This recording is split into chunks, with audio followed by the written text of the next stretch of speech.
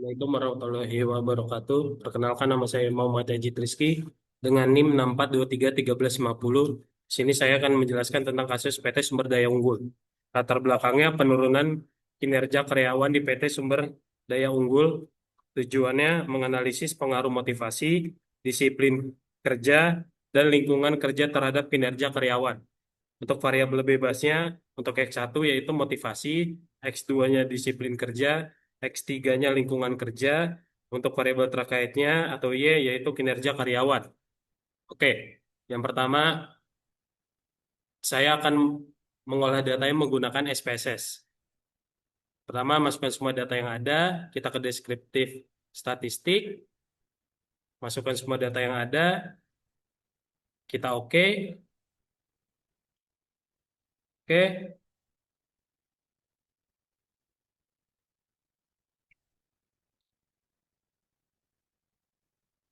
oke. Di sini terlihat hasilnya yang dimana rata-ratanya yang paling besar untuk bagian X itu ada di disiplin yaitu 4 dan juga di sini bisa terlihat rata-ratanya aman atau positif.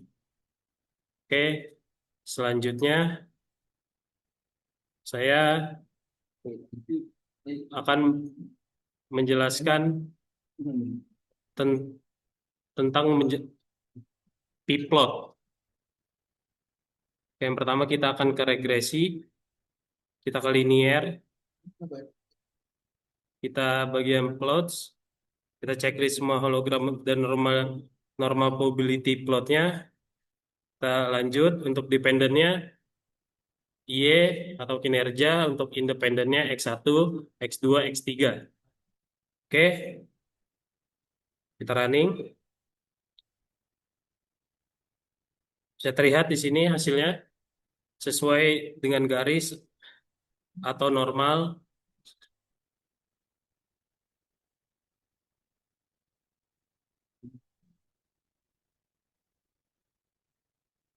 Oke, di sini bisa terlihat hasilnya sesuai garis atau normal.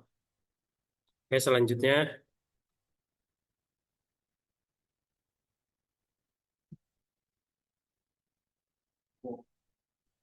saya akan menjelaskan tentang Kolmogorov.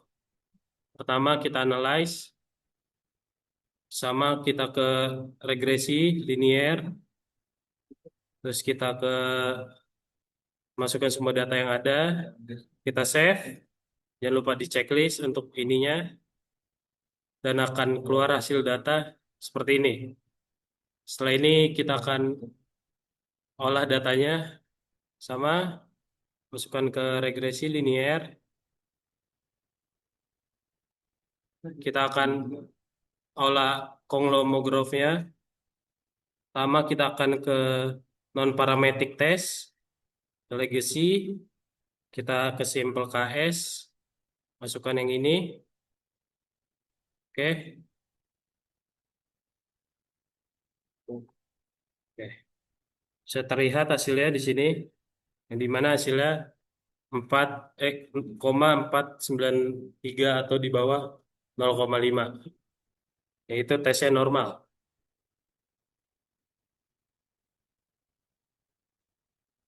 Oke, kita bisa lihat hasilnya di sini.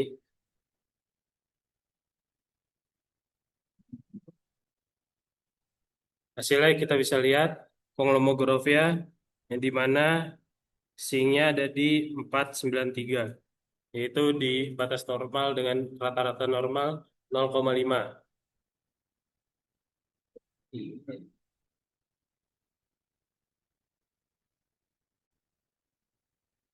Oke, saya di sini akan menjelaskan untuk metode multikoleanaritasnya. Pertama kita akan analyze, sama kita ke regresi, bagian linear, kita cari statistik, checklist untuk koleanaritas diagnosisnya, continue, oke.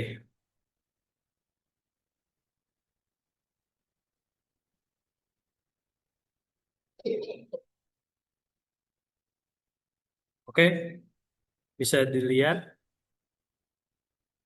Untuk hasilnya di sini untuk VF-nya di bawah 10, untuk toleransinya di atas 0,1.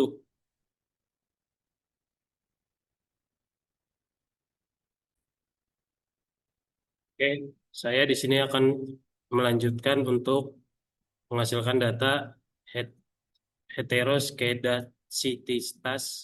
Untuk pertama, kita nilai sama bedanya mungkin di sini regresi linear. Kita masukkan semua data, bedanya di plots. Kita masukkan untuk yang pertama, yang ini.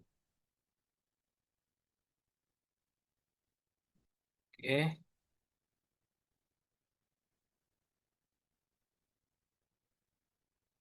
ini untuk Y-nya, untuk X-nya di sini untuk X-nya. Oke,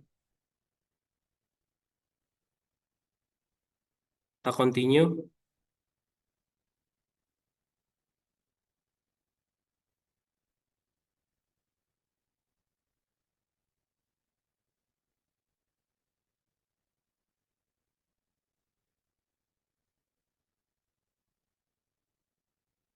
Oke, di sini terlihat titik-titiknya menyebar atau bersatu, yaitu menjelaskan tentang regresinya sesuai atau normal.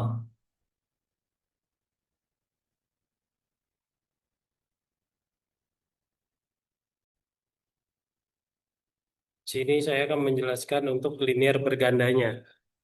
Di sini bisa terlihat untuk hasilnya untuk X1, X2, dan X3-nya dengan motivasi yaitu 2,207, disiplinnya 581, lingkungannya di 166.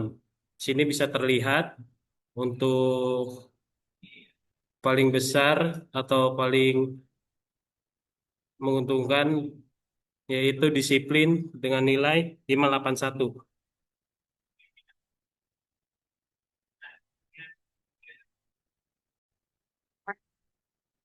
Oke, di sini kita bisa lihat untuk hasil uji F-nya yaitu hasilnya 8,966. Dengan gitu bisa disimpulkan yang dimana X1 untuk motivasi, X2 disiplin, X3 lingkungan berpengaruh sangat signifikan terhadap Y atau kinerja.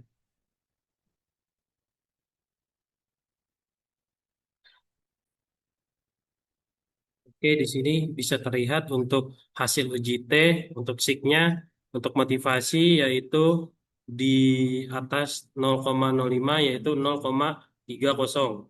Untuk disiplinnya 0,00, untuk lingkungannya di atas juga yaitu 0,84.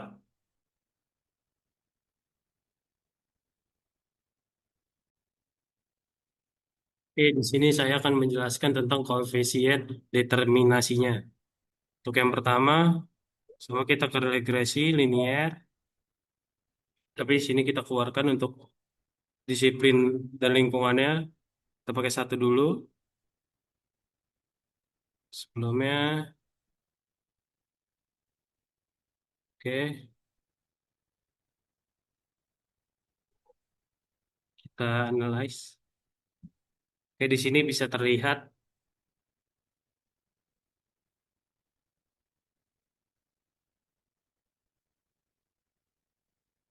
Oke, sini bisa terlihat untuk X1-nya atau motivasi terhadap kinerjanya atau Y dengan nilai R square-nya di 7,81 yang menjelaskan tentang berarti bisa atau berkompeten. Oke, untuk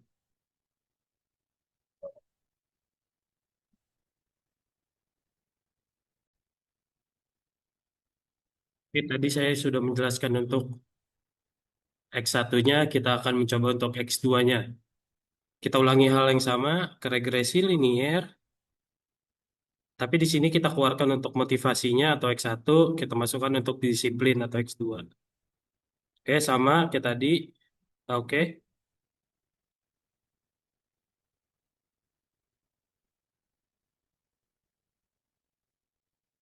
Oke, di sini sudah terlihat untuk hasil X2-nya, yaitu untuk R-square-nya 842 atau bersinkron atau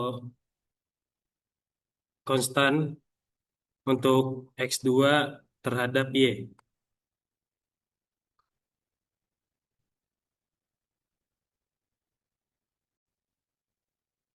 Oke, kita akan coba untuk X3-nya.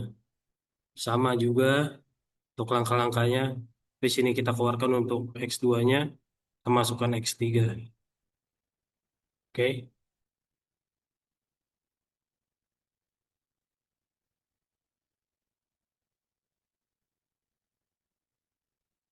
oke.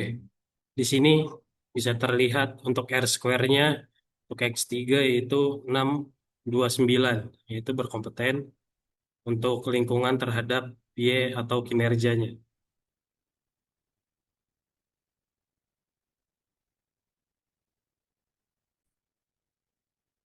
Oke, di sini kita akan melihat untuk koefisien untuk X1, X2, dan X3. Masih sama seperti yang tadi, regresi linear, tapi di sini kita masukkan semuanya secara berurutan. Satu, atau motivasi, X2 atau disiplin, X3 atau lingkungan. Oke, kita akan run.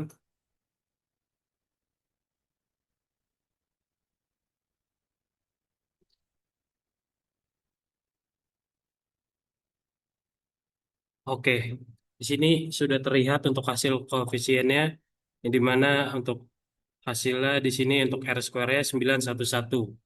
Di sini dependennya untuk Y, prediksinya konstannya untuk X3 di lingkungan, X2 disiplin, X1 di motivasi. Hasilnya seperti ini.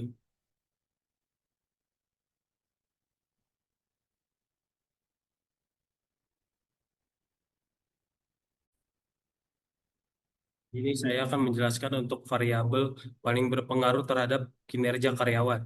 Untuk motivasi kerja, motivasi kerja merupakan variabel paling dominan dengan nilai koefisien regresi tertinggi, yaitu B-nya 0,412 dan nilai T hitung terbesar T sama dengan 4,231 untuk SIG-nya 0,000. Artinya, peningkatan motivasi kerja memberikan dampak paling signifikan terhadap peningkatan kinerja karyawan PT Sumber Daya Unggul dibanding variabel lainnya. Interpretasinya atau implikasinya, motivasi yang tinggi mendorong karyawan untuk bekerja lebih produktif dan bertanggung jawab. Hal ini menunjukkan bahwa perusahaan perlu memprioritaskan program peningkatan motivasi seperti reward, pengakuan prestasi, dan pengembangan karir guna meningkatkan kinerja secara keseluruhan. Untuk implementasi hasil penelitiannya, manajemen perlu memperkuat program pelatihan dan pengembangan untuk meningkatkan kompetensi karyawan secara berkelanjutan. Kompetensi yang kompetitif dan adil harus dijadikan prioritas utama dalam kebijakan SDM perusahaan. Lingkungan kerja yang kondusif perlu ditingkatkan agar motivasi dan produktivitas karyawan terus terjaga. Untuk rekomendasi pada manajemennya, tingkat program pelatihan dan pengembangan kompetensi karyawan cara berkala. Perkuat perkuat sistem motivasi, tunjangan reward dan pengakuan prestasi kerja. Optimalkan lingkungan kerja yang kondusif, aman, dan nyaman. Lakukan evaluasi kerja secara rutin dan transparan berbasis KPI. Untuk kesimpulannya, berdasarkan hasil analisis regresi linier berganda, motivasi kerja, lingkungan kerja, dan kompetensi secara simultan berpengaruh signifikan terhadap kinerja karyawan PT Sumber Daya Unggul. Variabel motivasi kerja merupakan variabel yang paling dominan berpengaruh terhadap kinerja karyawan. Perusahaan disarankan untuk terus meningkatkan motivasi, lingkungan kerja, dan sistem kompensasi guna mendorong peningkatan kinerja karyawan secara berkelanjutan. Sekian dari presentasi saya. Bila banyak kesalahan, mohon maaf. Wassalamualaikum warahmatullahi wabarakatuh.